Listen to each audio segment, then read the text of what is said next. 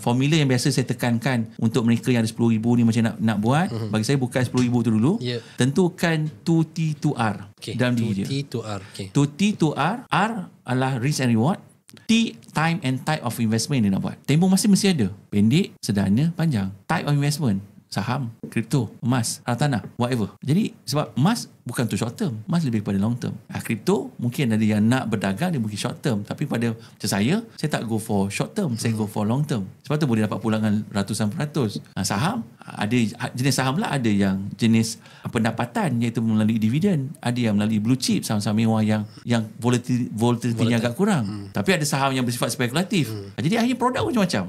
Ini yang kita kena tentukan dahulu. Barulah kita bina pengagihan aset kita atau asset allocation kita dengan 10,000 yang tadi ada tadi. Bukan 10 mungkin, aku ada 10 je. Takkan 10 ni semua nak pasal saham. Mungkin boleh pecah, aku nak simpan sikit emas, aku simpan sikit saham, aku simpan sikit dekat aset digital. Jadi dia akan pelbagaikan portfolio yang dia ada, dan sekurang-kurangnya akan ada portfolio yang mungkin turun, ada portfolio yang akan naik. Dia akan balance lah. Dia akan balancekan balik dana yang dia ada tadi.